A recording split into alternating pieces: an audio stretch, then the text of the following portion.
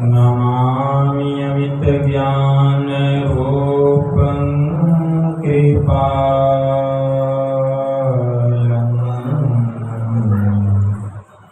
अगमगोधदाता सुबुद्धिनिधि विशालम् क्षमाशीलयति धीरगम्भीर ज्ञानम् धर्मकील बृहतीर समधीर ध्यानम् जगत त्राणकारी अघारी उदारम् भगत प्राण रूपं दयागुण अपारम् नमो सतगुरु ज्ञानदाता सुस्वामी नमामि नमामि नमामि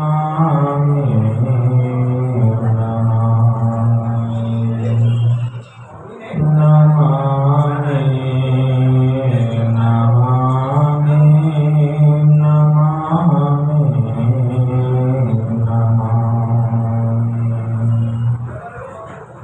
महाराज सद्गुरु है राजन को राजा है जिनकी कृपा से सर्वता भले में ही सोए परम गुरु नमामि नमामि नमामि नमामि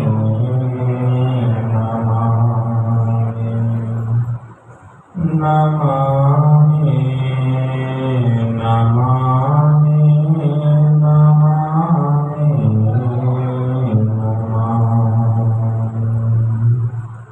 श्री सद्गुरु महाराज की जय।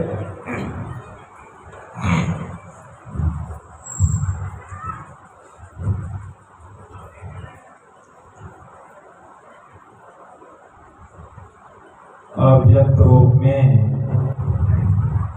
परमाराध्य संत सद्गुरु महाराज के पावन कमल चरणों में बारंबार नमन। आदरणीय सत्संग प्रेमी गुरुजनों, भक्तिमती माताओं एवं धर्मशीला बहनों, आप लोगों को सर्वविदित हो चुका है कि यह संतमत सत्संग का आयोजन हमारे आदरणीय राजेश गुप्ता जी की पोती के जन्म दिवस के उपलक्ष्य में घर परिवार के समस्त लोगों ने मिलजुल कर यह संत मत सतरस सत्संग रूपी महान ज्ञान यज्ञ का आयोजन किए। यह परम सौभाग्य की बात है, क्योंकि इस संत मत सत्संग के द्वारा ज्ञान योग युक्त एकमात्र ईश्वर भक्ति का संदेश दिया जाता है, उपदेश दिया जाता है। प्रत्येक प्राणी मात्र को बोध कराया जाता है कि ज्ञान क्या है, योग क्या है, भक्ति क्या है, जीव क्या है, माया क्या है, ब्रह्म क्या है। इन सभी रहस्यमयी बातों का ज्ञान सत्संग के माध्यम से यह जो जीव अबोध बना हुआ है, सत्संग श्रवण करते करते एक दिन वह सुबोध और परम ज्ञानी हो जाता है। अभी संत स्तुति और गुरु वंदना से पाठ का शुभारंभ हुआ। हम लोगों ने अति ही मनोयोग पूर्वक भक्ति युक्त ढंग से पाठ का श्रवण किया। तत्पश्चात श्री रामचरितमानस सार सटीक से भी हम लोगों ने पाठ का श्रवण किया।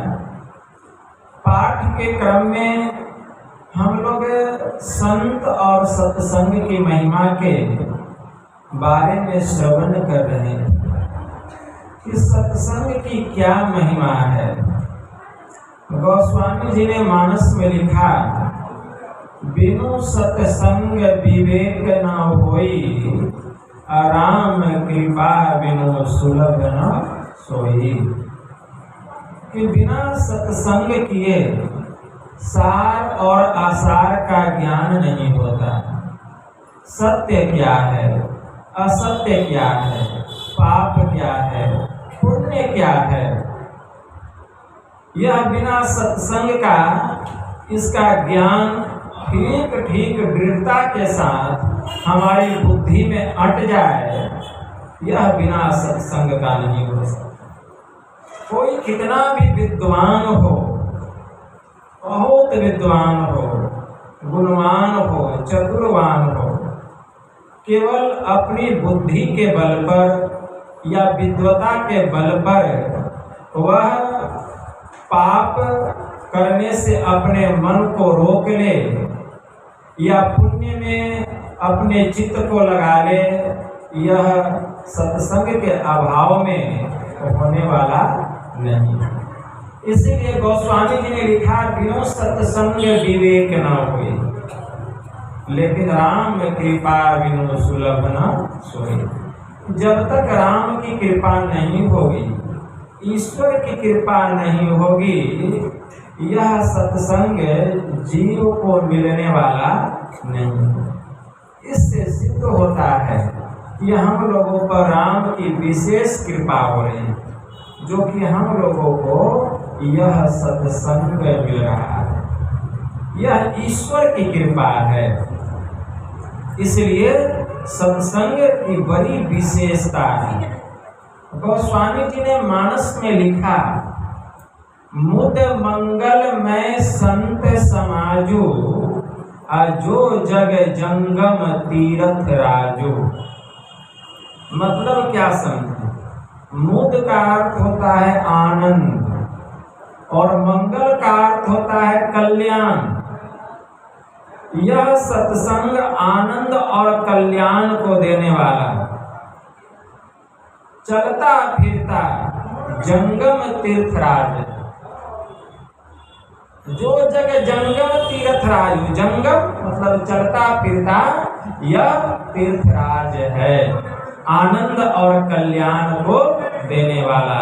जो इस तीर्थराज में आकर के डुबकी लगाते हैं, उनको आनंद मिलता है और एक दिन उस जीव का कल्याण हो जाता है।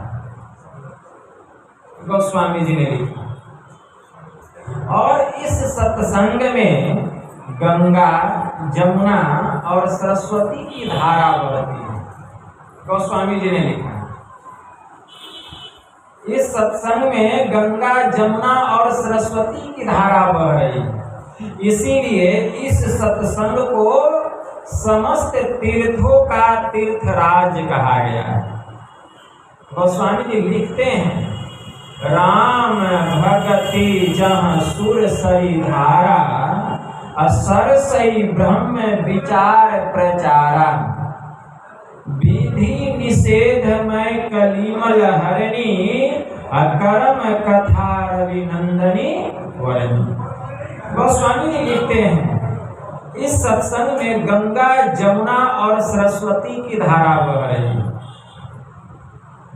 गंगा, जमुना और सरस्वती की धारा बह तो रही है, लेकिन किसी को दिखाई नहीं दे रहा है। गोस्वामी जी लिखते हैं कि इस सत्संग में गंगा, जमुना और सरस्वती की धारा बह रही है, लेकिन दिखाई किसी को नहीं दे रहा है। यह अनुभव करने की चीज है। गंगा की धारा क्या है, सरस्वती की धारा क्या है, जमुना की धारा क्या है इस सत्संग में। तो गोस्वामी जी लिखते हैं, राम भक्ति जहाँ सुर सरी धारा। इस सत्संग में राम भक्ति का प्रसार यही गंगा जी की धारा है। सरसई ब्रह्म विचार प्रचारा। इस सत्संग में ब्रह्म विचार का प्रचार यह सरस्वती की धारा है।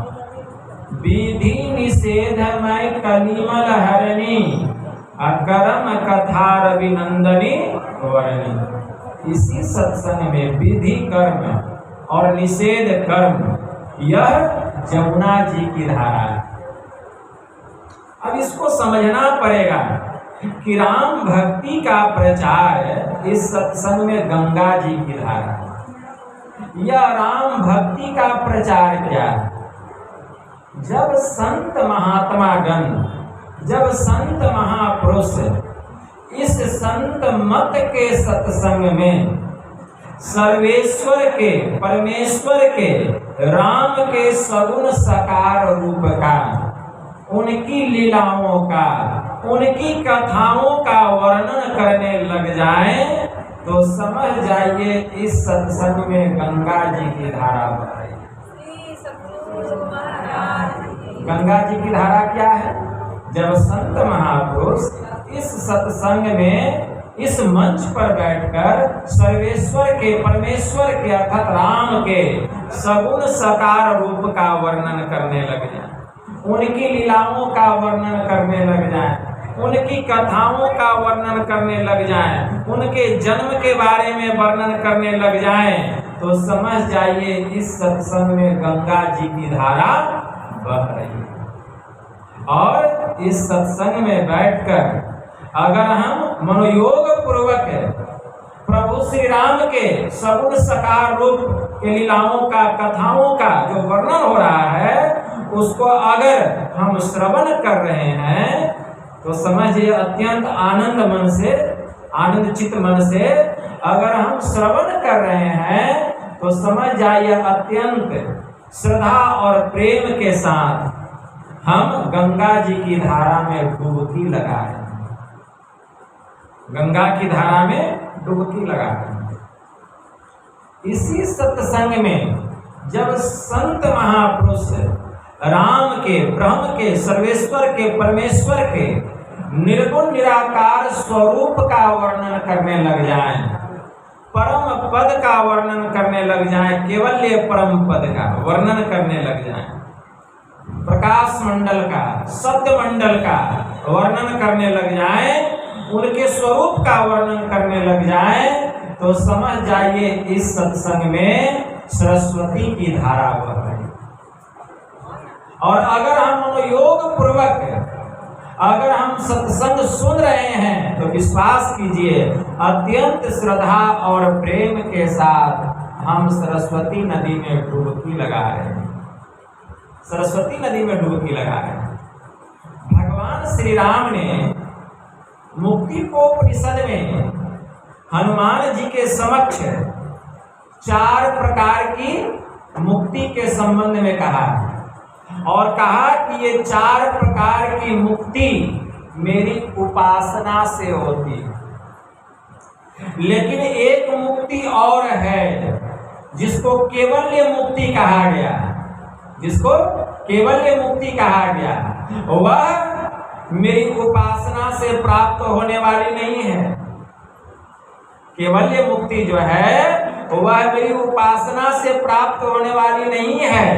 हे हनुमान, केवल्य मुक्ति का वर्णन होता है और उसका वर्णन कौन करते हैं? जो संत महापुरुष होते हैं। संत महापुरुष होते हैं वही उस मुक्ति का वर्णन करते हैं, और जब वे उस मुक्ति का वर्णन करते हैं तो वही संस्कार जीव के भीतर में पड़ जाता है। उसी को बौद्धिक ज्ञान कहा गया, उसी को बौद्धिक ज्ञान कहा गया। केनोपनिषद में मंत्र आया, यह चेदी दत्त सत्यम अस्ति न चेदी हा वेदन महति वृष्टि भूतेषु भूतेषु विचित्य धीरा प्रत्यास्माद लोकाद्विता भवन्ति। अगर इस जन्म में ब्रह्म को जान लिया तब तो बहुत अच्छा है, और अगर उसे नहीं जान पाया तब तो बहुत भारी हानि है। तो उस ब्रह्म को अगर जान लिया, क्या कैसे जान लिया? बौद्धिक रूप में भी सत्संग में जा करके बैठ करके, जब केवल्य मुक्ति का जहाँ वर्णन हो रहा है, संत महापुरुष जब उसका वर्णन कर रहे होते हैं और उसको सुन करके अगर ठीक ठीक तुम उसको जान लिया बौद्धिक रूप में भी, तब तो बहुत अच्छा है। जीव के भीतर में उसका संस्कार पड़ जाता है, और अगर उसे नहीं जान पाया तब तो बहुत भारी हानि। विद्वजन सर्वत्र प्राणियों में उसे उपलब्ध करके इस लोक से जाकर सदा के लिए अमर हो जाते। इसलिए केवल्य मुक्ति का वर्णन होता है, और केवल्य मुक्ति का वर्णन कौन करते हैं? संत महात्मा। संत महात्मा यही केवल्य मुक्ति का जो वर्णन है, ठीक है ना, यही इस सत्संग में सरस्वती की धारा है, यही सरस्वती की धारा है। और अगर हम आनंद चित्त मन से, पुलकित मन से अगर हम उसको सुन रहे हैं तो विश्वास कीजिए अत्यंत श्रद्धा और प्रेम के साथ हम सरस्वती नदी में डुबकी लगा रहे हैं। पानी रहने दीजिए, बंद कीजिए, उसको रखिए। श्री सद्गुरु महाराज जी की तो अत्यंत श्रद्धा और प्रेम के साथ हम सरस्वती नदी में डुबकी लगा रहे हैं। इसी सत्संग में जब संत महापुरुष वर्णन करने लग जाएं कि कर्तव्य कर्म क्या है, अकर्तव्य कर्म क्या है, विधि कर्म क्या है, निषेध कर्म क्या है, पाप क्या है, पुण्य क्या है, क्या करना चाहिए, क्या नहीं करना चाहिए, अगर इसका वर्णन करने लग जाएं तो समझ जाइए इस सत्संग में जमुना जी की धारा बह रही, जमुना जी की धारा बह रही। और अगर हम मनोयोग पूर्वक सुन रहे हैं, श्रवण कर रहे हैं विधि कर्म और निषेध कर्म के संबंध में, तो समझ जाइए अत्यंत श्रद्धा और प्रेम के साथ हम जमुना नदी में डुबकी लगा रहे हैं।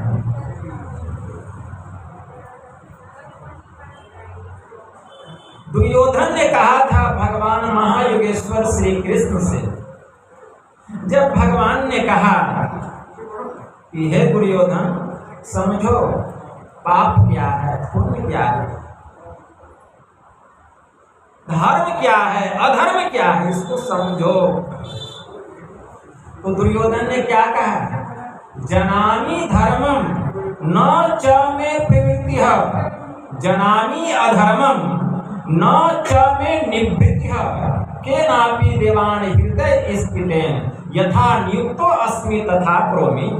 कि हे केशव, मैं धर्म को जानता हूँ लेकिन धर्म में मेरी रुचि नहीं है। हे केशव, मैं धर्म को जानता हूँ, जनामि धर्मम न च मे प्रवृत्तिः, लेकिन धर्म में मेरी प्रवृत्ति नहीं है। जनामि अधर्मम, मैं अधर्म को भी जानता हूँ कि अधर्म क्या है, लेकिन उधर से मेरी निवृत्ति नहीं है। जानते हो क्यों? केनापि देवान हृदय स्थितेन यथा नियुक्तो अस्मि तथा करोमि, क्योंकि कोई ऐसा देवता है जो मेरे हृदय में बैठा हुआ है और वह जैसा जैसा कहता है वही वही तो मैं करता हूँ। अगर किसी के हृदय में देवता बैठ जाए तो क्या कहेगा? धर्म का काम नहीं करो, अधर्म का काम करो। देवता क्या कहेगा कि शुभ कर्म नहीं करो, अशुभ कर्म करो।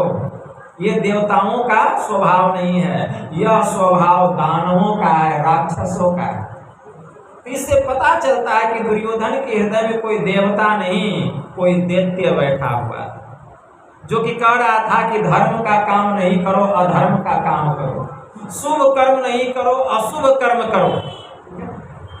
वेदव्यास जी महाराज ने बड़ा अच्छा कहा, वेद व्यास जी महाराज कहते हैं कि मनुष्य पुण्य का फल सुख तो चाहता है, लेकिन वह पुण्य का काम करना नहीं चाहता। वह पुण्य का काम करना नहीं चाहता। मनुष्य पाप का फल दुख नहीं चाहता है, लेकिन दिन रात अपने चित्त को पाप कर्मों में ही लगा करके रखता है।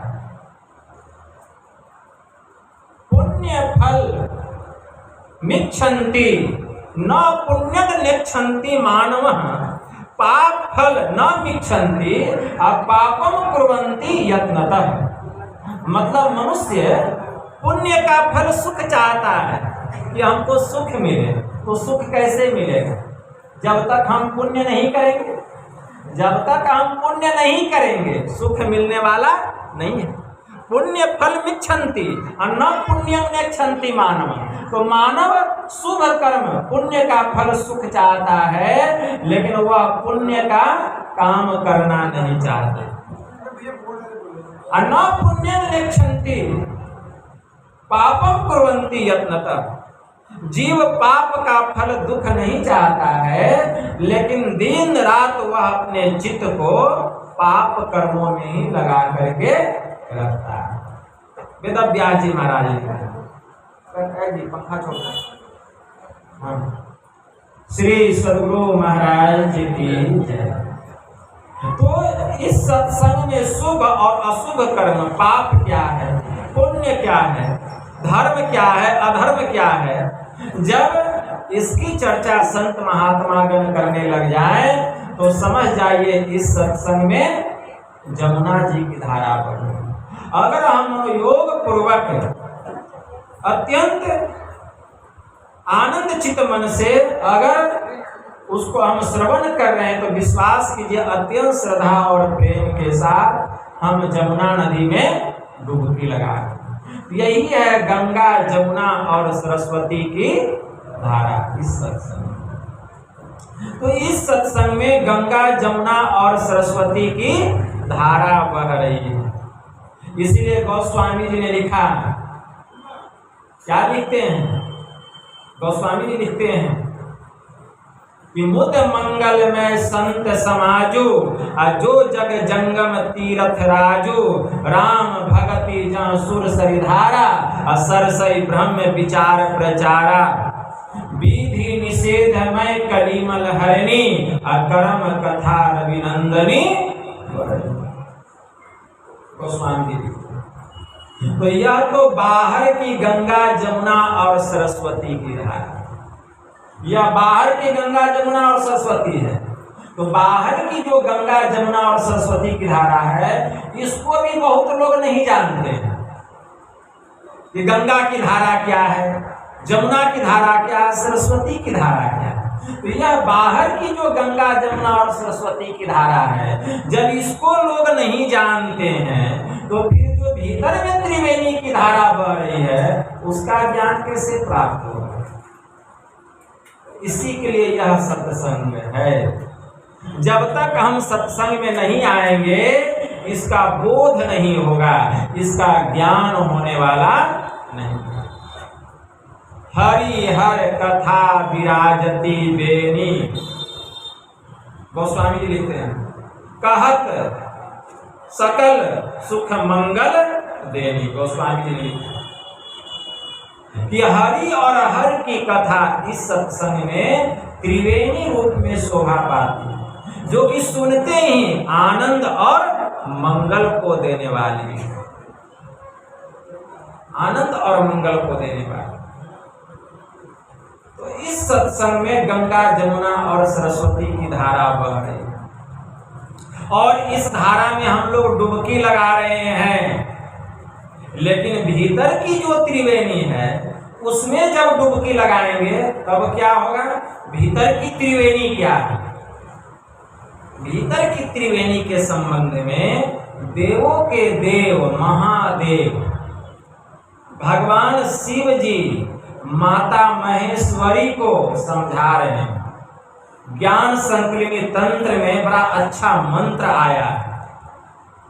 भगवान महादेव ने माता पार्वती से कहा कि हे देवी, देह आस्था सर्व विद्याश्च, देह आस्था सर्व देवता है, देह आस्था सर्व तीर्थानि अब्रुवाक्येन लभ्यते।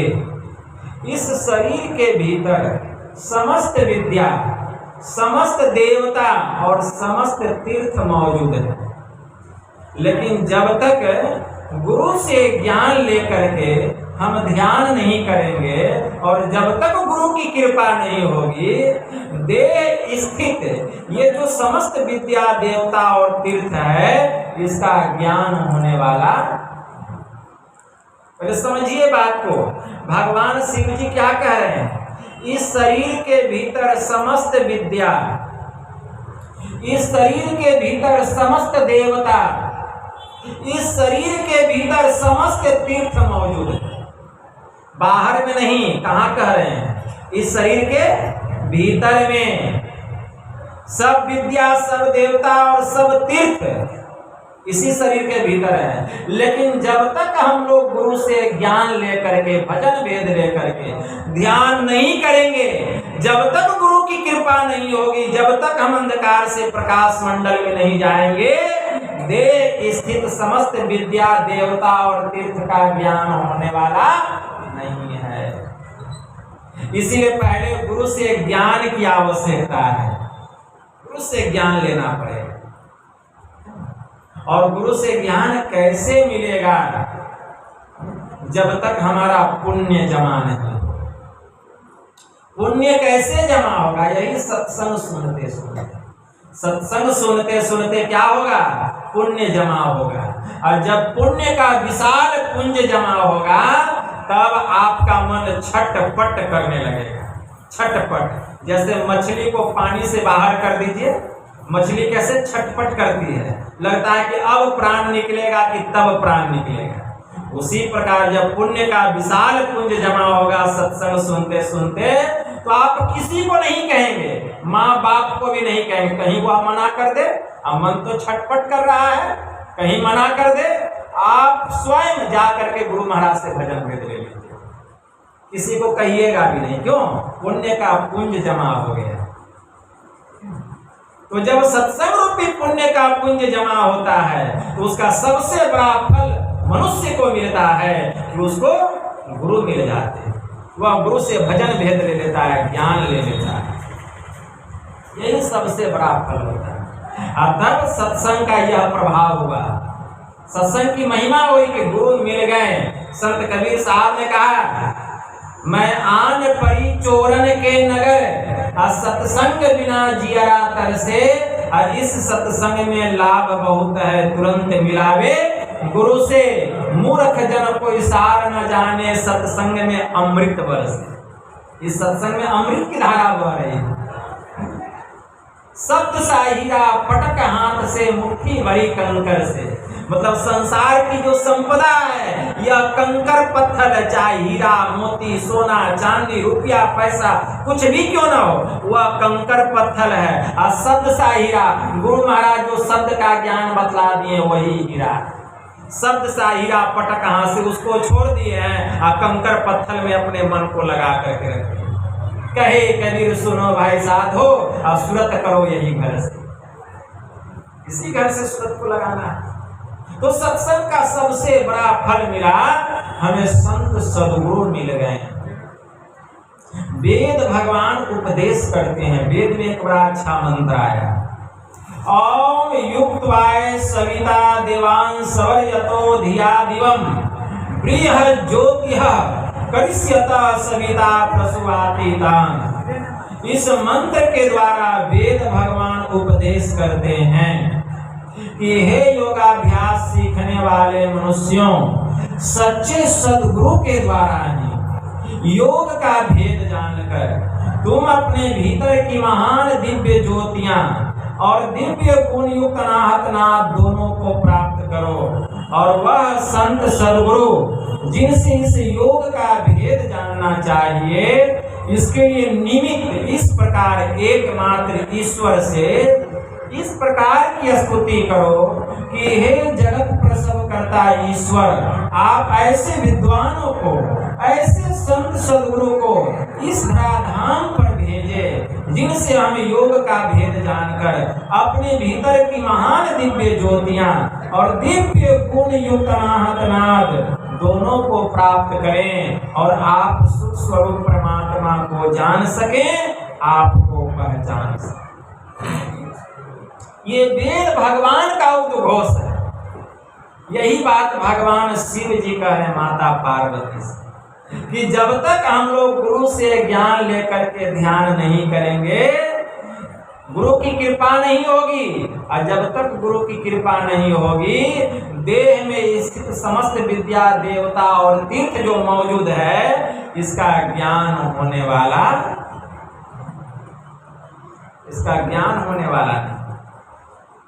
तब गुरु महाराज भजन भेद बतलाते हैं, और जब योगी क्रिया के द्वारा भगवान शिव जी माता पार्वती से कह रहे हैं कि इंगला भगवती गंगा, अब पिंगला जमुना नदी, इंगल पिंगल योर मध्य सुषुम्ना च सरस्वती। भगवान शिव जी ने माता पार्वती से कहा कि हे देवी, इंगला भगवती गंगा, हमारी जो बाईं आंख है इसको गंगा नदी की संज्ञा दी गई। पिंगला जमुना नदी, हमारी जो दाहिनी आंख है इसको जमुना नदी की संज्ञा दी गई। इंगल पिंगल योर मध्य, हमारी बाईं आंख जो है, इससे जो दृष्टि की धार निकल रही है, इसको इंगला नाम की नाड़ी कहा गया। हमारी जो दाहिनी आंख है, इससे जो दृष्टि की धार निकल रही है, इसको पिंगला नाम की नाड़ी कहा गया। इंगल पिंगल योर मध्य, और इंगला पिंगला दोनों के मध्य में, मतलब गंगा जमुना दोनों के मध्य में कौन नदी है? सरस्वती नदी बह रही है, ठीक है ना। इन दोनों नदियों का जहां मिलन होता है, गंगा जमुना दोनों नदी की जो धार है, इंगला पिंगला धार है, और गंगा जमुना नदी, बाईं आंख है गंगा, दाहिनी आंख है जमुना, और इससे जो धार निकल रही है यही है इंगला और पिंगला नाड़ी, जो धार निकल रही है। तो इन दृष्टि की दोनों धार का, इंगला और पिंगला दोनों नाड़ियों का जहां मिलन हुआ है, उसी को सुषुम्ना नाड़ी कहा गया, उसी को सरस्वती नदी की संज्ञा दी गई। इंगल पिंगल योर मध्य सुषुम्ना च सरस्वती, इन दोनों नदियों का जहां मिलन हुआ है उसी को सुषुम्ना कहा गया, उसी को सरस्वती नदी कहा गया। भगवान शिव जी कहते हैं त्रिवेणी संगमो यत्र तीर्थराज स उच्यते तत्र स्नानम प्रकृवृत्त सर्व पापे प्रमुच्यते। भगवान शिव जी कहते हैं कि हे देवी, इन तीनों नदियों का जहां मिलन हुआ है उसी को त्रिवेणी और उसी को सभी तीर्थों का तीर्थराज कहा गया, उसी को प्रयागराज कहा गया, क्योंकि वहां तीनों नदियों का मिलन हुआ है। उसी को समस्त तीर्थों का तीर्थराज कहा गया, उसी को प्रयागराज कहा गया। और जो उस तीर्थराज में डुबकी लगाता है, तत्र स्नानम प्रकृवृत्त सर्व पापे प्रमुच्यते, जो उस त्रिवेणी में डुबकी लगाता है, भीतर की त्रिवेणी में, बाहर की त्रिवेणी में नहीं, जो भीतर की उस त्रिवेणी में तीर्थराज में डुबकी लगाता है, वह समस्त पापों से सदा के लिए मुक्त हो जाता है। तो समस्त पापों से मुक्त होने के लिए भगवान शिव क्या कह रहे हैं? भीतर की जो त्रिवेणी है, जहां इंगला और पिंगला दोनों नारियों का मिलन हुआ है, जहां गंगा और जमुना दोनों धाराएं जाकर के जहां मिली है, उस त्रिवेणी में डुबकी लगाना पड़ेगा, तब पापों से मुक्ति मिलेगी। लेकिन हम लोग तो बाहर के गंगा जमुना में डुबकी लगाते हैं, जाते हैं, कांवर लेते हैं, जाते हैं सुल्तानगंज में स्नान करते हैं, जल भरते हैं, और वहां से कांवर लेकर के चलते हैं, बोल बम बोल बम। कांवर लेके कहाँ जाते हैं? देवघर, भगवान भोलेनाथ को जल चढ़ाने के लिए। कहते हैं कि कांवर लेकर के जा रहे हैं, बोल बम बोल रहे हैं, बोल बम, और घर में माँ बाप का निकल रहा है दम। घर में माँ बाप का निकल रहा है दम, और बोल बम। कहते हैं जीवत पिता को मिलाना भोटिया, और मरल पिता को तोषक तबिया। जीवत पिता को मिलाना भोटिया, और मरल पिता को तोषक तकिया। और जीवत पिता के मच्छर मारे जान, और मरल पिता के मसहरी पर मसहरी दान। जीवत पिता के दंगम दंगा, और मरल पिता के पहुंचावल गंगा। और कह रहे बोल बम, क्या होने वाला? कुछ भी कल्याण होने वाला नहीं है। कल्याण कहाँ होगा? पापों से मुक्ति कहाँ मिलेगी? जो भीतर की त्रिवेणी में डुबकी लगाएगा, उस तीर्थराज में जो डुबकी लगाएगा। भगवान शिव जी बता रहे हैं, पढ़िए ज्ञान संकलिनी तंत्र में यह मंत्र आया है, ठीक है ना। और योग सिखोपनिषद में भी यह मंत्र आया है। योग सिखोपनिषद में भगवान शिव जी माता पार्वती को नहीं, ब्रह्मा जी को बता रहे हैं। ब्रह्मा जी को बता रहे हैं, जब प्रजापति ब्रह्मा जी गए हैं देवाधिदेव भगवान महादेव के पास, और कहे हैं कि हे भोलेनाथ, संसार के समस्त जीव त्रय तापों से तृप्त हो रहे हैं। संसार के समस्त प्राणी त्रय तापों से तृप्त हो रहे हैं। हे प्रभु, इन जीवों के कल्याण के लिए कोई मार्ग बतलाए। इन जीवों का कल्याण कैसे हो? ये त्रय तापों से जो तृप्त रहे हैं, इससे मुक्ति कैसे मिले? इसका कोई कल्याण बताइए, कोई मार्ग बताइए, कोई उपाय बताइए, जिससे इन जीवों का कल्याण हो सके। हमारे परमाराध्य ने तो कहा, जीव उद्धार का द्वार पुकार कहा, अघट भीतर ही सत्संतों ने। संस्कृति संताप से कांप रहे, अभाव घोर भ्रमत जीव हाँप रहे। इन्हें डाढ़स दे समझाए कहे, गुरु नाम सुमर सत्संतों ने। गुरु महाराज की वाणी में आया। और भगवान शिव जी क्या कह रहे हैं कि हे ब्रह्मा जी सुनिए, समस्त जीवों के कल्याण का जो मार्ग है, वह मार्ग कोई ज्ञान को बतलाते हैं, तो कोई योग को बतलाते हैं। लेकिन मेरे विचार में ज्ञान और योग दोनों की आवश्यकता है। भगवान शिव जी ने कहा, योग हीनम कथम ज्ञानम मोक्षदम भवति भोह। योगो अपि ज्ञानहीनस्तु न क्षमो मोक्ष कर्मणि, तस्मात् ज्ञानम च योगम च मोक्षरढिरम भयसे। हे ब्रह्मा जी, योगहीन जो ज्ञान है, वह मोक्ष कार्य में भला समर्थवान कैसे हो सकता है? ठीक उसी प्रकार ज्ञान रहित जो योग है, वह भी मोक्ष कार्य में समर्थवान होने वाला नहीं। इसलिए मेरे विचार में तस्मात् ज्ञानम च योगम च मुमुक्षुरढिरम भयसे। इसलिए मेरे विचार में ज्ञान और योग दोनों का मुमुक्षु को दृढ़ता के साथ अभ्यास करना चाहिए। ज्ञान और योग दोनों की आवश्यकता है। भगवान शिव जी कह रहे हैं, ज्ञान भी चाहिए और योग भी चाहिए। भगवान बुद्ध ने अपने भिक्षुओं से कहा कि ऐ भिक्षुओं, ध्यान कर, कहीं बेपरवाही के बदले तुझे नरक में आग का धधकता हुआ गोला मुंह में न निकलना पड़े, और जलते समय चिल्लाकर यह न कहना पड़े कि हाय यह दुख है। अरे ज्ञान बिना ध्यान नहीं, और ध्यान बिना ज्ञान नहीं। जिसमें ज्ञान और ध्यान दोनों है, वही तो मोक्ष के समीप है। और उन्होंने यह गाथा कही, नथी ध्यानम अपयस पैया, नथी अझायतो यम ही ध्यान अचपैया, चौसवे निब्बान संति के। प्रज्ञा विहीन को ध्यान नहीं होता। ध्यान नहीं करने वाले को ज्ञान नहीं होता। जिसमें ज्ञान और ध्यान दोनों है वही निर्वाण के समीप है, वही मुक्ति के समीप है। भगवान महावीर ने कहा आत्मशोधक पुरुषों के लिए शरीर का श्रृंगार, स्त्री पुरुषों का संसर्ग और पौष्टिक स्वादिष्ट भोजन, ये सब तालपुट विष के समान महान भयंकर।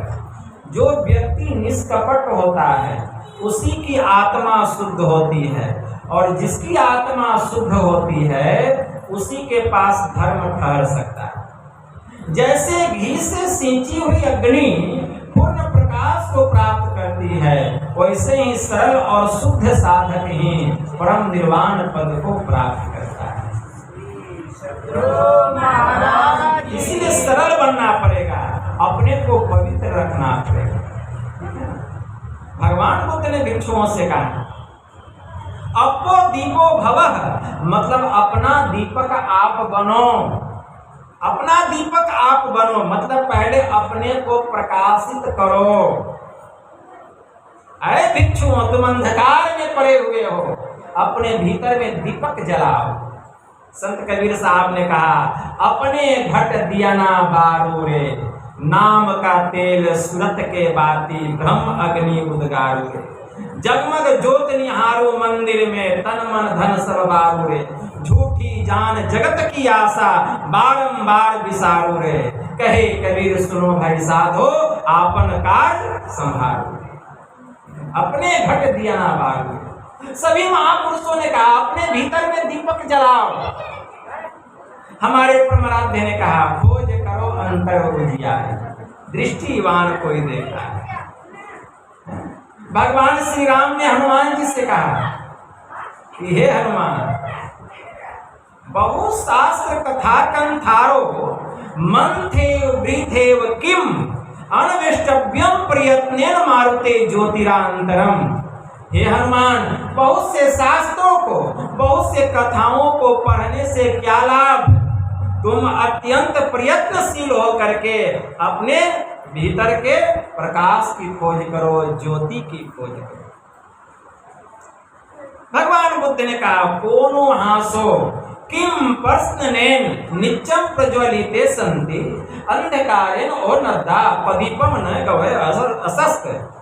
कि अंधकारेण ओ नद्दा पदीपम न गवे असस्त, अर्थात हंसी कैसी और खुशी कैसी। यह सारा संसार कामनाओं की आग में, विषय वासनाओं की आग में जल रहा है। ऐ भिक्षुओं, तुम अंधकार में पड़े हुए हो, अपने भीतर के दीपक की खोज करो।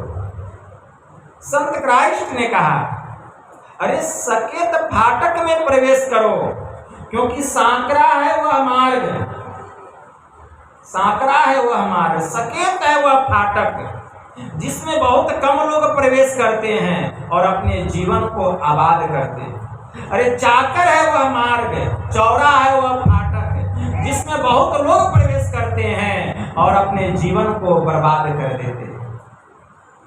वह क्या का मार्ग है? वह इंद्रियों का द्वार। यह चाकर मार्ग है, आंख का द्वार, कान का द्वार, मुंह का द्वार, नाक का द्वार, मल मूत्र विसर्जन करने का द्वार। इसी को चाकर मार्ग कहा, इसी को चौड़ा मार्ग कहा, और इसी में बहुत लोग प्रवेश करते हैं और अपने जीवन को बर्बाद कर देते हैं। और सांकरा है वह मार्ग, सकेत है वह फाटक जिसमें बहुत कम लोग प्रवेश करते हैं और अपने जीवन को आबाद करते हैं। वह आज्ञा चक्र 10वां द्वार, सुषुम्ना होकर के।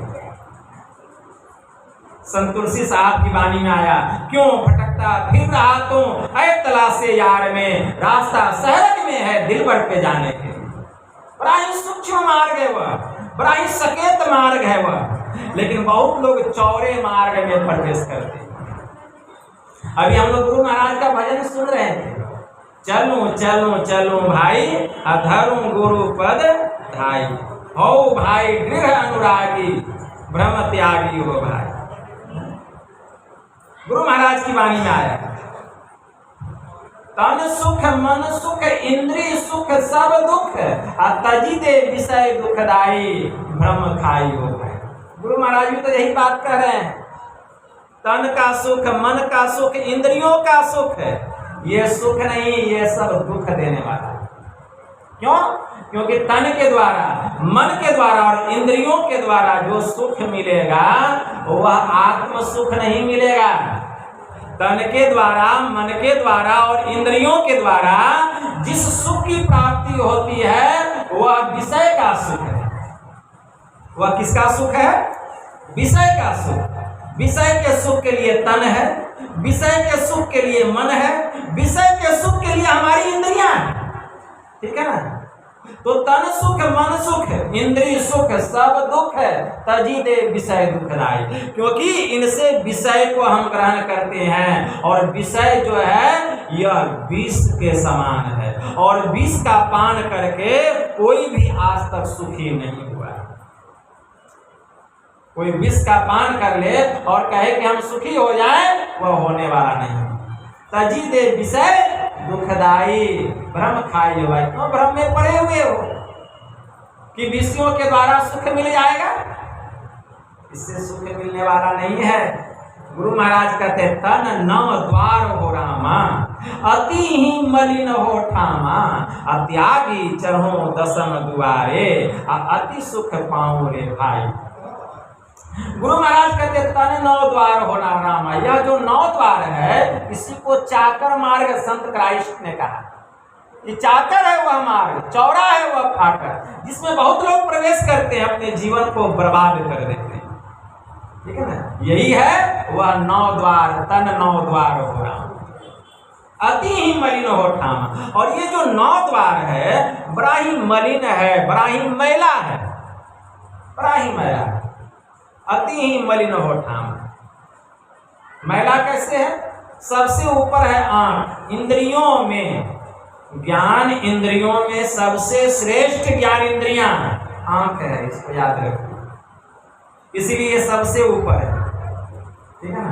तो आंख का दो द्वार, हम लोग के पास दो आंख है, तो ये आंख का दो द्वार, ये आंख भी बड़ा मलिन है। गुरु महाराज ने कहा आंख से क्या निकलता है? आंख से निकलता है आंसू, आंख से निकलता है किच्ची।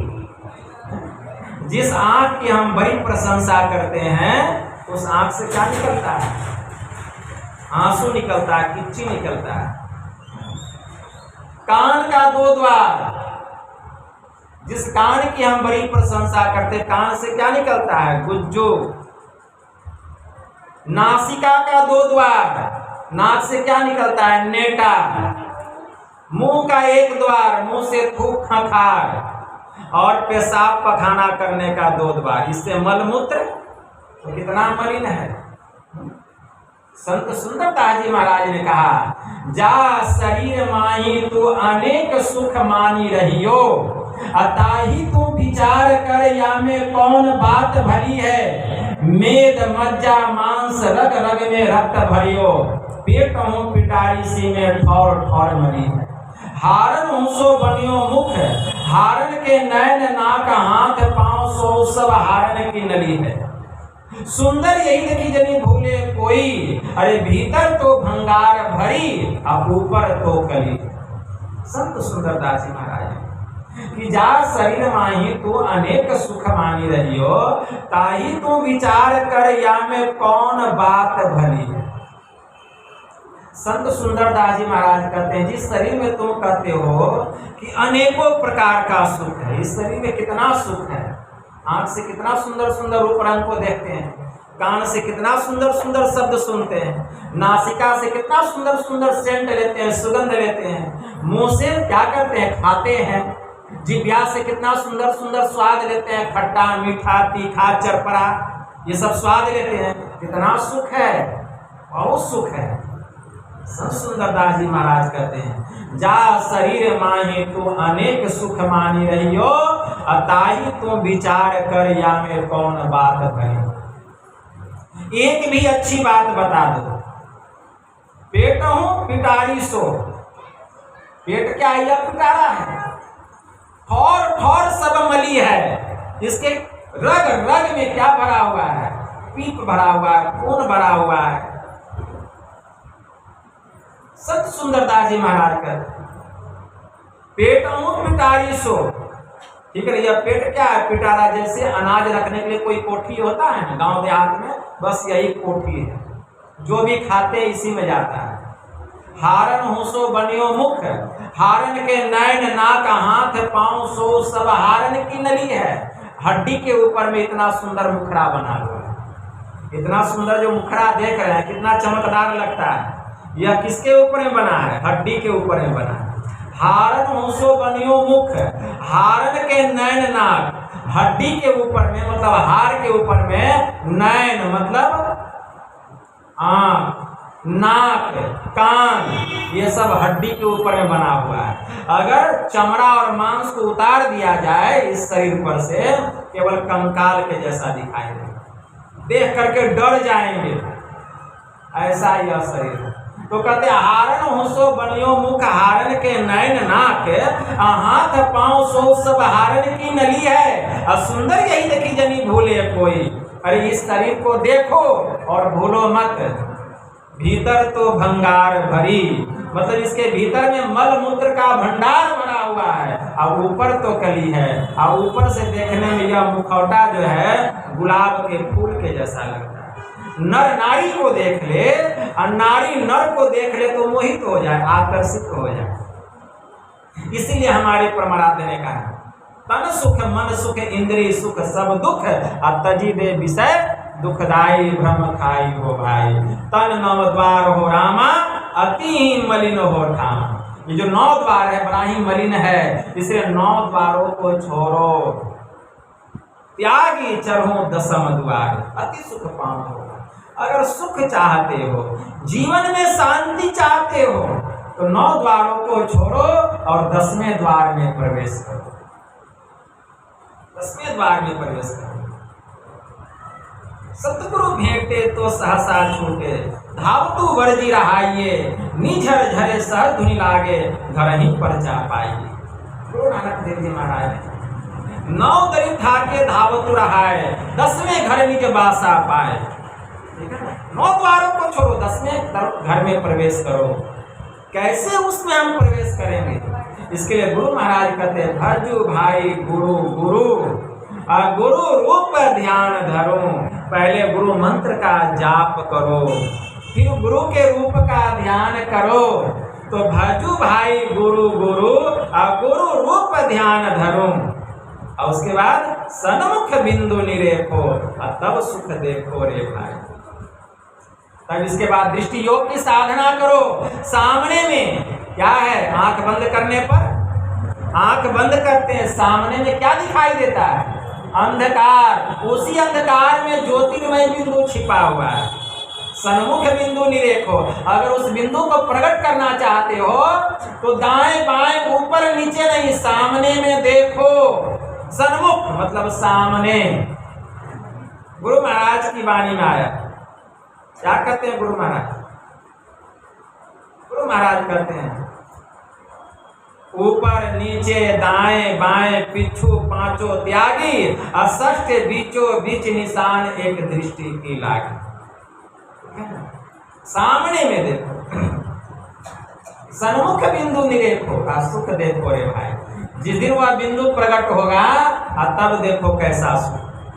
भगवान महायोगेश्वर श्री कृष्ण अर्जुन से कहते हैं, श्रीमद् भागवत गीता के 6वें अध्याय के 13वें श्लोक में यह मंत्र आया है, समं काय शिरोग्रीवं धारयाञ्चलं स्थिरः संप्रेक्ष नासिकाग्रम स्वं दृष्टावलोकयन्।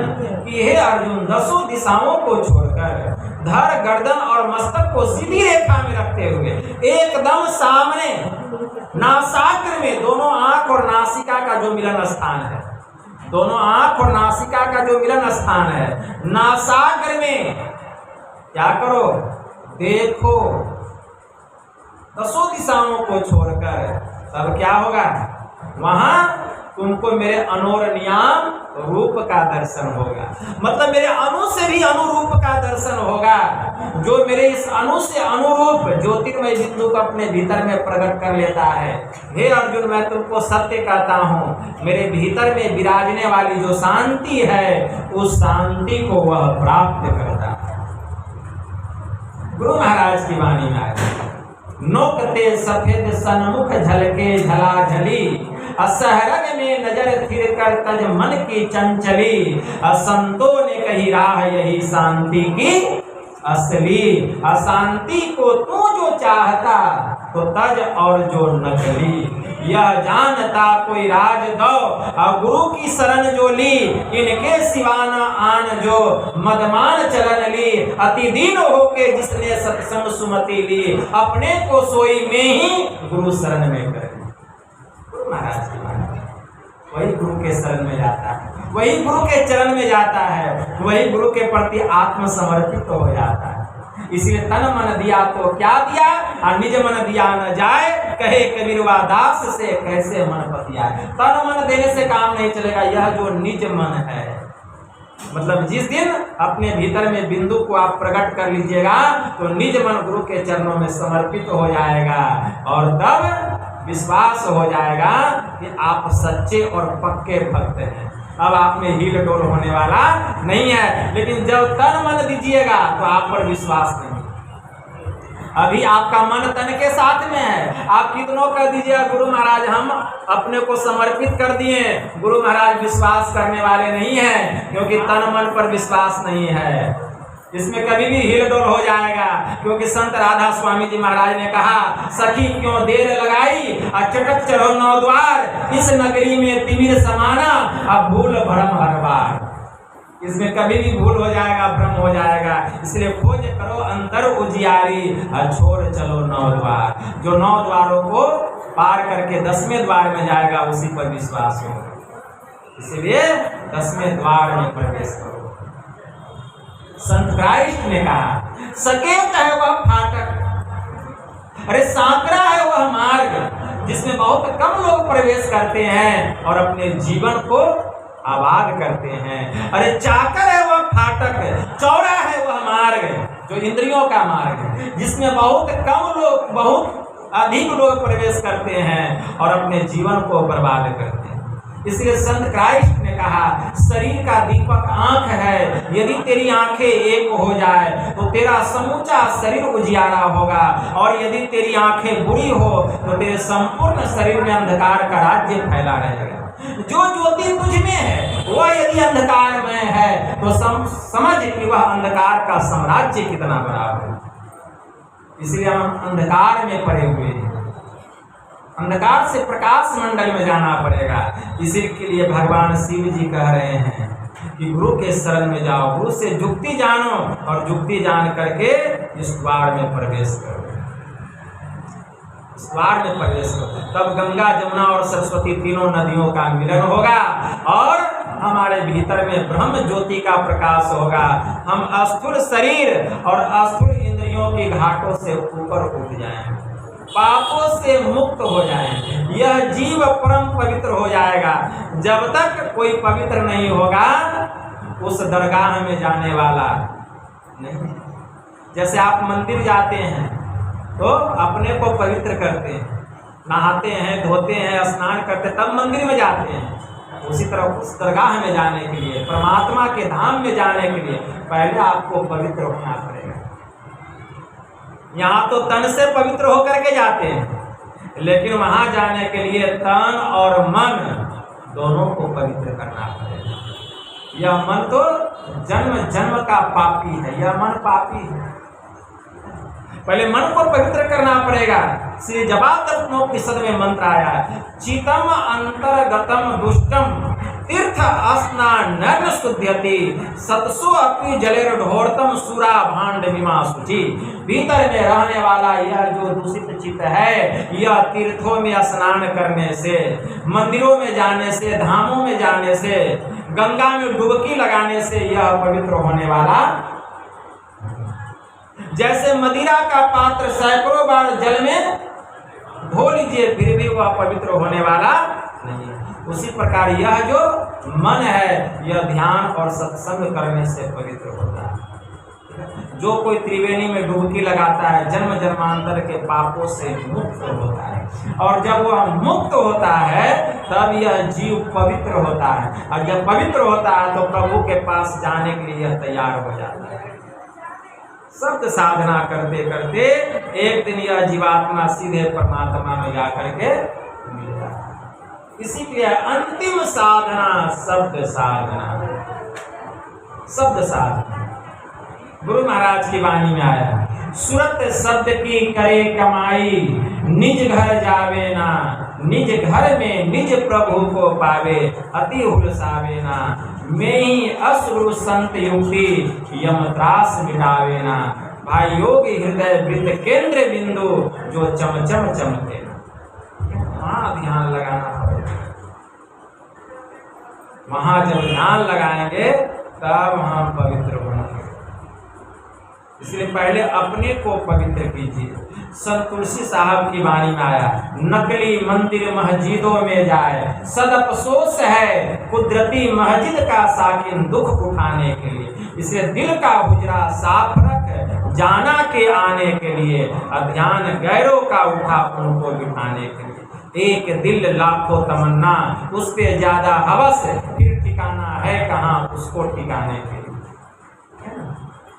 इसलिए संत तुलसी साहब जी महाराज ने कहा, बेहोश ये इंसान से यह ख्याल जुदा है, जाहिर है मोहम्मद बातिन में खुदा है।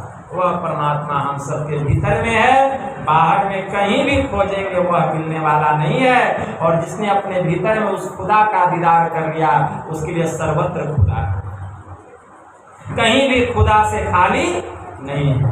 संत पलटू साहब की वाणी में आया, पूरब में राम है, अब पश्चिम में है खुदाए, उत्तर और दक्षिण में कहो कौन रहता, वह साहब कहाँ है और कहाँ नहीं है। हिंदू और तुरक दोनों तूफान करता, हिंदू और तुरक दो मिल पड़े हैं खेची में, अपनी वर्ग दो दिन कहता। दास पलटू कहे वह साहब सब में रहे, और जुदा न तनिक मैं सांच करता। लेकिन जब तक अपने भीतर में उस खुदा का दीदार नहीं होगा, उसका साक्षात्कार नहीं होगा, कहीं भी खुदा दिखने वाला नहीं है, कहीं भी खुदा का दर्शन होने वाला नहीं। इसीलिए उसको अपने भीतर में पाना होगा, ध्यान लगाना होगा। यही बात भगवान शिव जी माता पार्वती से कह रहे हैं। और कहते कहते यहाँ तक कह दिए, ये देवी नीमीशम नीमिषार्धम वा समाधिं धि गच्छति, सत्सो जन्मार्जितम पापम तत्क्षणा देव नश्यति। मतलब एक क्षण या आधा क्षण भी कोई समाधि को प्राप्त करता है तो वह सैकड़ों जन्मों का जो किया हुआ पाप है, उस पाप से वह सदा के लिए मुक्त हो जाता है। सब जन्मार्जितम पापम तत्क्षणा देव नश्यति, सैकड़ों जन्मों का जो किया हुआ पाप है तत्क्षण जल करके नष्ट हो जाता है। भगवान शिव जी ने कहा, श्लोकार्धंतु प्रवस्यामि यदुक्तम न तत्वदर्शी भी सर्व चिंताम परित्यागो निश्चिंतो योग उच्यते। भगवान शिव ने भरी सभा में माता पार्वती से कहा कि हे देवी, जिस विषय का वर्णन अभी हुआ है, श्लोकार्धंतु प्रवस्यामि यदुक्तम न तत्वदर्शी भी, तत्वदर्शी महात्मा गणों ने जिस विषय का वर्णन किया है, उसी विषय का वर्णन मैं आधे श्लोक में करूंगा। सर्व चिंताम परित्यागो निश्चिंतो योग उच्यते। सभी प्रकार की चिंताओं से मुक्त हो जाना, निश्चिंत हो जाना, इसी को तो योग कहा गया। योगः कर्मसु कुशलम, कर्म की कुशलता को ही योग कहते हैं। भगवान शिव जी ने कहा, इसी को योग कहा गया। All attention without any tension is called meditation. सभी प्रकार के तनाव से मुक्त हो जाना, सभी प्रकार की चिंताओं से मुक्त हो जाना, एकाग्र चित्त मन को ही ध्यान कहा गया। ध्यान कहा, इसे न ध्यानम, ध्यान मिथ्या हो ध्यानम शून्यगतम मनः तस्य ध्यान प्रसादेन सौख्यम मोक्षम न संशय। भगवान शिव ने माता पार्वती से कहा कि ध्यान को ध्यान नहीं कहते हैं देवी, न ध्यानम, ध्यान मिथ्या हो ध्यानम शून्यगतम मनः तस्य ध्यान प्रसादेन सौख्यम मोक्षम न संशय। ध्यान को ध्यान नहीं कहते हैं, शून्यगत मन को ही ध्यान कहा गया है। और इसी ध्यान के द्वारा समाधि की प्राप्ति होती है और सुख और मोक्ष लाभ की भी प्राप्ति होती है।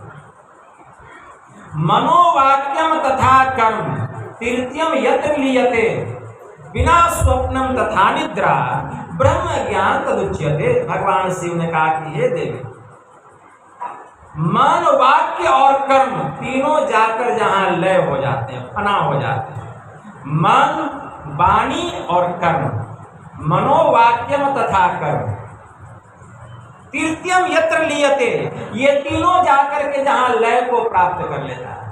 मन, वाणी और कर्म तीनों जाकर जहां लय हो जाते हैं, और स्वप्न भी बिना निद्रा की तरह, मतलब स्वप्न भी बिना निद्रा की तरह, बिना अवलंब के जो ज्ञान प्राप्त होता है उसी को ब्रह्म ज्ञान कहा गया। मतलब हम स्वप्न ही नहीं देख रहे हैं, साक्षात में देख रहे हैं। ऐसा नहीं कि हम स्वप्न में देख रहे हैं कि हमको ब्रह्म ज्ञान हो गया, हमारा आत्मा परमात्मा में जाके मिल गया, वह ज्ञान नहीं। स्वप्न में बिना निद्रा की तरह, बिना नींद का, बिना अवलंब का जो ज्ञान प्राप्त होता है वही ब्रह्म ज्ञान। यह तो साधना के द्वारा होता है, यह तो साधन विशेष विधि के द्वारा प्राप्त होता है, भगवान शिव जी ने कहा। इसलिए हे देवी, न वेदम वेद मिथ्या वेदो ब्रह्म सनातनम ब्रह्म विद्यार्थो यस्तो विप्रो स वेद पारगम। वेद को वेद नहीं कहा गया है देवी, नित्य सत्य ब्रह्म को ही वेद कहते हैं। अब ब्रह्म ज्ञान में निरत व्यक्ति को ब्राह्मण और वेद पारदर्शी कहते हैं। ठीक है ना, सारा सार का ज्ञान उसको होता है। स्वामी रामकृष्ण परमहंस देव जी महाराज ने कहा, जिसको ऐसा ज्ञान हो जाता है, ब्रह्म ज्ञान, जिस ज्ञान को प्राप्त कर लेता है, तो सर्वसाधारण जन का हृदय संतों की दृष्टि में, संतों की पैनी दृष्टि में पारदर्शी कांच की अलमारी की तरह होता है।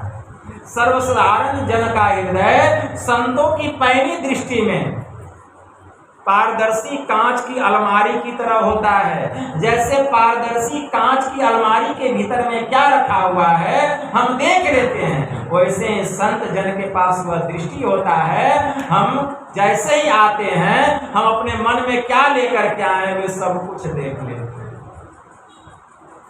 क्योंकि उनको वह दृष्टि प्राप्त हो जाती है, उनको वह दृष्टि प्राप्त होती है। उस दृष्टि को पहले प्राप्त करना पड़ेगा, वहीं से रास्ता है। राह गई है बड़ी झीनी है साधो नैन नगर से, परमात्मा के पास से रास्ता गया। नैन नगर से परमात्मा के पास जाने का रास्ता गया। नैन नगर में घोर अंधियारी। अभी हमारे नैनाकाश में, नैनाकाश किसको कहा गया?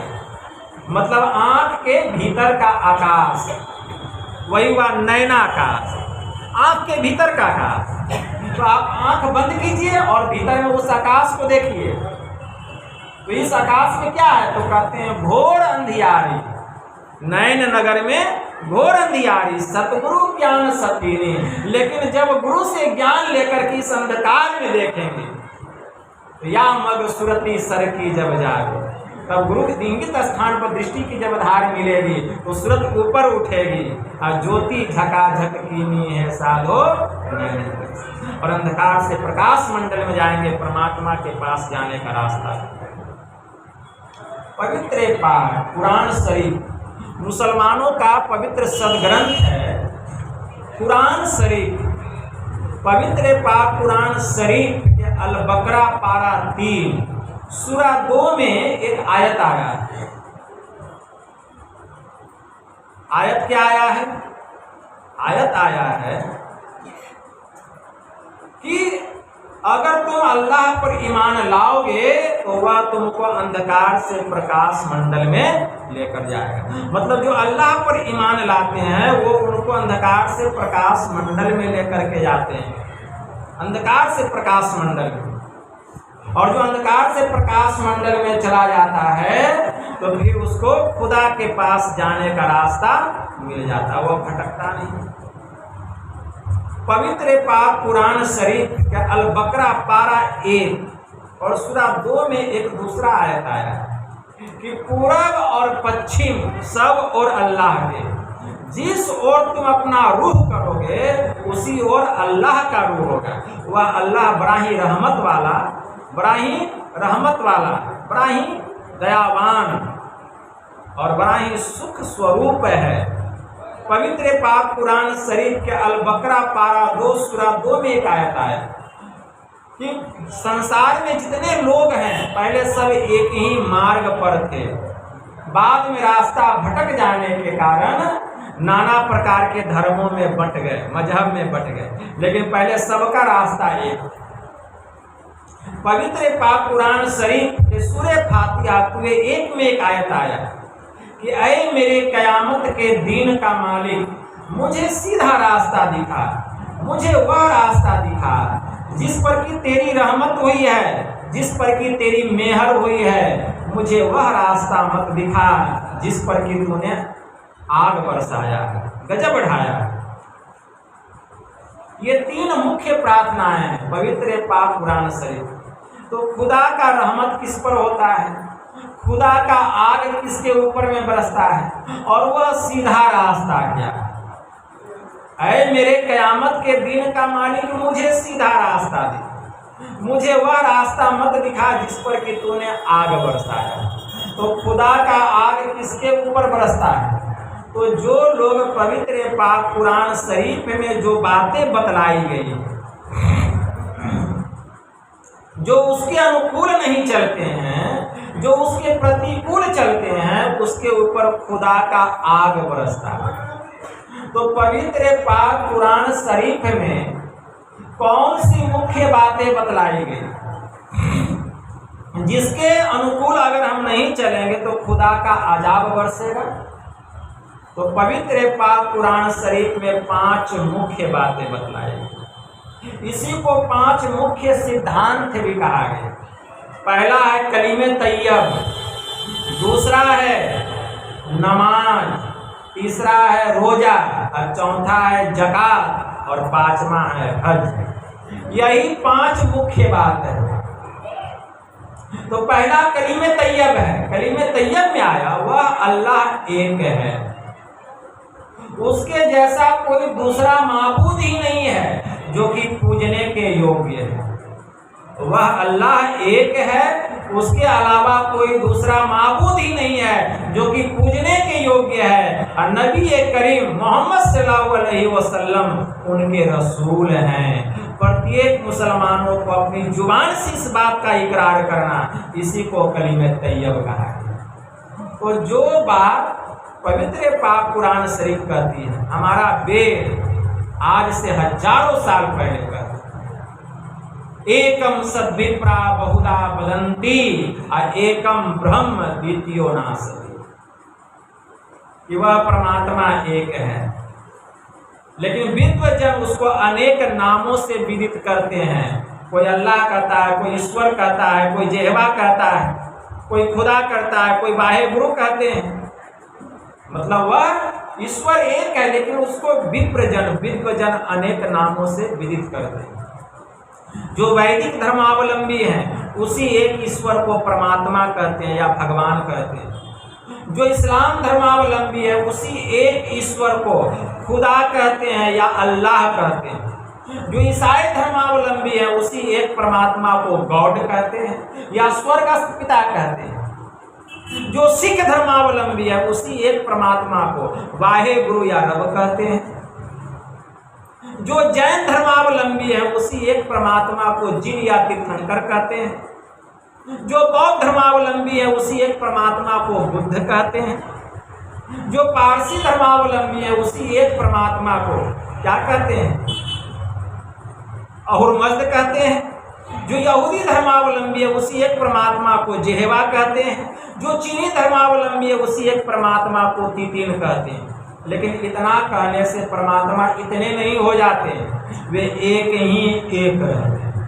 केवल देशांतर के कारण भाषांतर होता है, भाषांतर के कारण शब्दांतर होता है, लेकिन तत्व रूप में कोई अंतर नहीं होता है। तत्व रूप में वह एक ही एक है। जैसे पानी को कोई जल कहता है, कोई आब कहता है, कोई वाटर कहता है, लेकिन है तो वह एक ही तत्व है। उसी प्रकार वह एक ही एक है। नाम इतना हो जाने से परमात्मा इतने नहीं हो जाते। तो एकम सद्विप्रा बहुधा वदन्ति, एकम ब्रह्म द्वितीयो नास्ति, वह ब्रह्म एक है। अगर कोई कहता है कि उस एक परमात्मा के अलावा ब्रह्म के अलावा 2 है, 4 है, 10 है, 1000 है, लाख है, करोड़ है, वह सब नाश होने वाला, नाशवान है। और वह एक परमात्मा नाशवान नहीं, वह अविनाशी है। उसी एक अविनाशी परमात्मा के संबंध में हमारे परमाराध्य ने कहा, जो परम तत्व आदि अंत स्वरूप, वह जो परमात्मा, जो परम तत्व आदि अंत रहित असीम अजन्मा अगोचर सर्वव्यापक और सर्वव्यापकता के भी परे हैं, उसे ही सर्वेश्वर सर्वाधार मानना चाहिए। उसी एक परमात्मा, तो वह परमात्मा एक है। तो जो पवित्र पाक पुराण शरीफ का था, वह तो पहले वेद कह दिया। आप उपनिषद में आइए, मैत्रेय उपनिषद में एक बड़ा अच्छा मंत्र आया, एकमेवाद्वितीयम् यद गुरुर्वाक्ये निश्चितम् एतदेकान्तमित्युक्तम् न मठो न वनान्तरम्। वह परमात्मा एक है, वह अद्वितीय है, उसके जैसा कोई माबूद ही नहीं है जो कि इबादत के योग्य है। ऐसा गुरु के महावाक्य पर जिसको विश्वास हो गया, उसे एक पवित्र स्थान पर आसन लगाकर उस प्रभु को पाने के लिए अपने भीतर में ध्यान लगाना चाहिए। उसे मठ में वन में जाने की कोई आवश्यकता नहीं। हमारा उपनिषद कहता है। पवित्र पाक पुराण शरीफ में दूसरी मुख्य बातें क्या आई? दूसरी मुख्य बातें आई नमाज। नमाज मतलब प्रत्येक मुसलमानों को दिन भर में 5 बार नमाज अदा करनी चाहिए। और जुमा के दिन मतलब शुक्रवार के दिन प्रत्येक मुसलमानों को मस्जिद में जमा होकर के एक साथ नमाज पढ़नी चाहिए। इससे क्या रहता है? आपस में प्रेम रहता है, मेल रहता है, एकता बनी रहती है। और एकता में बराबर। इसीलिए हम लोगों को भी देखते हैं, सप्ताह में कोई दिन एक साथ सब लोग मिलकर सत्संग करते हैं, और प्रत्येक दिन अपने घर में कीजिए, लेकिन सप्ताह में एक दिन साप्ताहिक सत्संग में सब लोग आइए। इससे क्या होगा? आपस में प्रेम होगा, मेल होगा, और एकता में बल मिलेगा। प्रत्येक मुसलमानों को दिन भर में 5 बार नमाज पढ़नी चाहिए, और जुमा के दिन शुक्रवार के दिन अपना मस्जिद में आकर के नमाज अदा करनी चाहिए। उसी प्रकार हम लोगों को भी 5 बार ध्यान करना चाहिए दिन भर। एक ब्रह्म बेला के समय 3 बजे, दूसरा प्रातः 5 बजे, तीसरा दिन में 10 बजे, चौथा अपराह्न में 2 बजे, और 5वां शाम में 6 बजे। ये 5 बार ध्यानाभ्यास करना चाहिए। पवित्र पाक पुराण शरीफ में तीसरी बात क्या है? रोजा। मतलब प्रत्येक मुसलमानों को साल में एक पवित्र महीना आता है। उस महीना का नाम है रमजान का महीना। रमजान का महीना यह ऐसा पाक और पवित्र महीना बतलाया गया कि इसी रमजान के महीने में अल्लाह ताला के तरफ से, ठीक है, जब नबी करीम मोहम्मद सल्लल्लाहु अलैहि वसल्लम हीरा नाम की पहाड़ी के भीतर जब खुदा की इबादत में लगे हुए थे, ध्यान पर बैठे हुए थे, तो हजरत जिब्राइल अलैहिस्सलाम पवित्र पाक पुराण शरीफ लेकर के उतरे और उनकी एक एक आयतों को पढ़ करके सुनाया। पूरे 30 दिन लगा। इसलिए ये 30 दिन का रमजान का महीना कभी 29 दिन का चांद के हिसाब से मनाया जाता है। मतलब उपवास रखना। रमजान मतलब रोजा, प्रत्येक मुसलमानों को उपवास रखना पड़ता है रमजान में, और दिन रात खुदा की इबादत में लगाए। जैसे नबी साहब अपने को इबादत में दिन रात लगा करके रखे। मतलब उपासना करना, उपवास करना, ठीक है ना? उपवास करना। और उपासना का मुख्य अर्थ क्या होता है? परमात्मा के समीप आसन लगाना, मतलब ईश्वर की इबादत करना, ध्यान करना। ये ध्यान करना, जो हम लोग ध्यान करते हैं उसी को रोजा कहा गया। उपवास कहिए या रोजा कहिए। चौथी बात ज़कात मतलब खैरात करना। प्रत्येक मुसलमानों को अपनी पवित्र कमाई का पवित्र कमाई का, हराम की कमाई नहीं, चोरी बेईमानी की कमाई नहीं, पवित्र कमाई, खून पसीने की कमाई का। साल में 40वां अंश, साल में, महीना में नहीं, साल में 40वां अंश यह समझ करके खैरात करना कि वह अल्लाह के प्रति कुछ समर्पित कर रहे हैं। दरिद्रों में, दीन दुखियों में खैरात करना मतलब बांटना, खैरात करना, बांटना। 40वां अंश अपनी पवित्र कमाई का, खून पसीने की कमाई का दरिद्रों में मतलब दीन दुखियों में वितरण करना कि वह अल्लाह के प्रति कुछ समर्पित कर रहे हैं, क्योंकि वह दान अल्लाह के पास जा रहा है उनके माध्यम से। और 5वां, प्रत्येक मुसलमानों को अपनी पवित्र कमाई का अपने जीवन में कम से कम एक बार हज करना, ठीक है, तीर्थ करना जिसको कहा गया। यही 5 मुख्य बात बतलाई। जो ये 5 काम करते हैं तो उन पर खुदा की रहमत होती है, और जो ये 5 काम नहीं करते हैं तो उनके ऊपर में खुदा का आग बरसता है। लेकिन कुरान शरीफ की जो पहली प्रार्थना है कि ऐ मेरे कयामत के दिन का मालिक मुझे सीधा रास्ता दिखा, वह सीधा रास्ता क्या है? वह सीधा रास्ता क्या है? वह सीधा रास्ता है अंधकार से प्रकाश मंडल में जाना। जो अल्लाह पर ईमान लाते हैं, अल्लाह उनके सहायक और रक्षक होते हैं, वे उनको अंधकार से प्रकाश मंडल में लेकर के जाते हैं। सीधा रास्ता, सीधा रास्ता क्या है? ऐ मेरे क़यामत के दिन का मालिक मुझे सीधा रास्ता दिखा। वह सीधा रास्ता जो कि एकदम सीधे दोनों आंख और नासिका का जो मिलन स्थान है, नासाग्र का स्थान, जो यहाँ से गया, जिसके संबंध में संतोषी साहब ने कहा कि क्यों भटकता फिर रहा तो ऐ तलाशे यार में, रास्ता सहरग में है दिलबर पे जाने की। यही है वह सीधा रास्ता।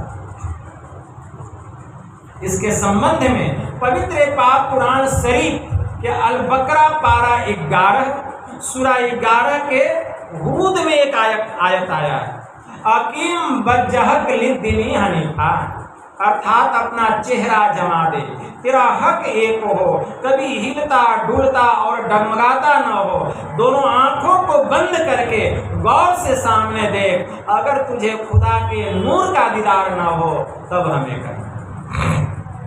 यही है वह सीधा रास्ता। खुदा के नूर का दीदार न हो तब हमें करना, एकदम सामने देखना। मूसा अलैहिस्सलाम इबादत पर बैठे हुए थे, उनके भीतर से आवाज आ रही थी जब इबादत पर बैठे हुए थे कि मैं 2 नदियों के बीच में सफर कर रहा हूँ, मैं 2 नदियों के बीच में सफर कर रहा हूँ।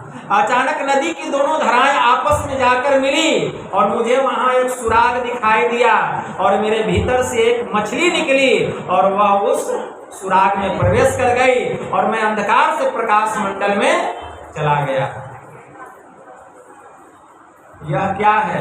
2 नदियों के बीच में सफर करना, दोनों आंखों के मध्य में ध्यान लगाना। तभी नदी की दोनों धाराएं मिली, मतलब इंगला और पिंगला दोनों नारी जाकर के सुषुम्ना में मिली। तभी मुझे एक सुराग दिखाई दिया, मतलब वह ज्योतिर्मय बिंदु प्रकट हुआ। वहां से रास्ता खुला और मीन मतलब सूरत रूपी मछली उस सुराग में प्रवेश कर गई और हमारी सूरत अंधकार से प्रकाश मंडल में। यह समझने की बात है। तो संतों का ज्ञान जो है यह सीना है, सफीना नहीं है जो कि तख्ती पर लिख दिया, लिख करके मिटा दिया। यह लिखने में आने वाला नहीं।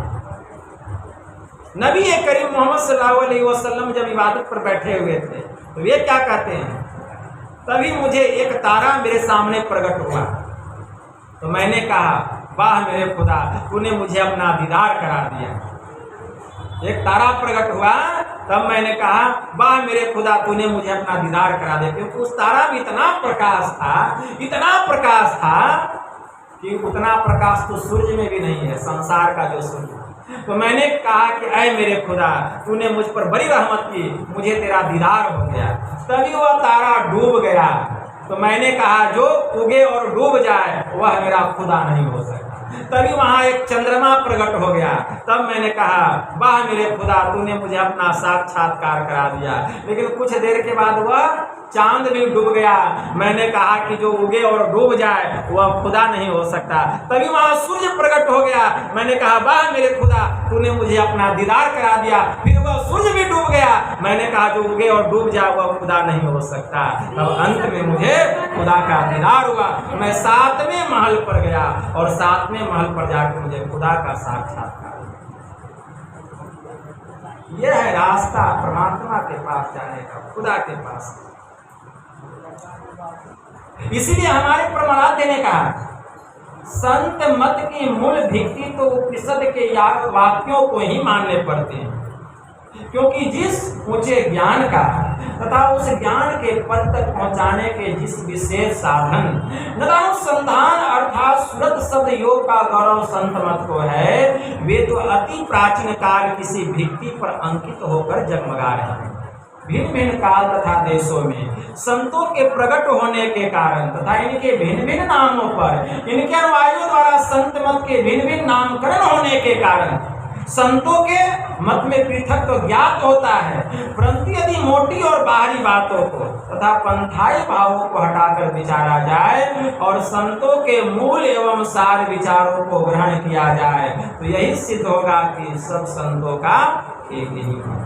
तो संतों का मूल एवं सार मोटी और बाहरी बातों को तथा पंथाई भावों को हटा दीजिए, झगड़ा झंझट खत्म, तो सभी संतों का मत है कि सभी संतों का विचार होगा कि सभी संतों का एक ही मत है।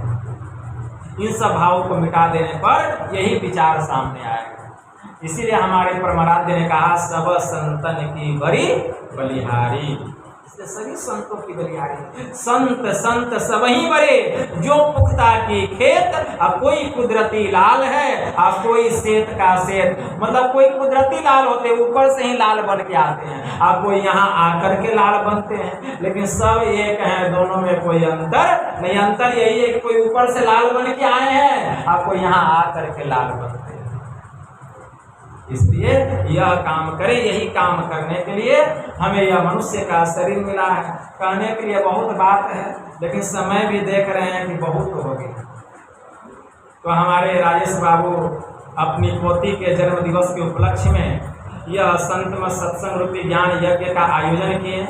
मैं गुरु महाराज से प्रार्थना करता हूँ कि उस बच्ची का भविष्य उज्जवल हो, सभी प्रकार का आध्यात्मिक ज्ञान भौतिक ज्ञान उसको प्राप्त हो, वह संसार के कामों में भी आगे बढ़े, घर परिवार का नाम रोशन करे, गुरु महाराज की भक्ति उसके भीतर में बनी रहे। और आप लोग जो इतनी संख्या में आए हैं अपना कीमती समय निकाल कर, तो मैं गुरु महाराज से प्रार्थना करता हूँ कि आपके जीवन के जो कष्ट हैं गुरुदेव उसका हरण करें, ध्यान साधना में आपकी उन्नति हो और आपके मन की जो कामनाएं हैं गुरु महाराज उसको पूरा करे। बस इतना ही कहकर मैं गुरु महाराज के श्री चरणों में प्रेम पुष्प समर्पित करते हुए अपनी वाणी को यहीं समाप्त करता हूँ। बोलिए प्रेम से श्री सद्गुरु महाराज।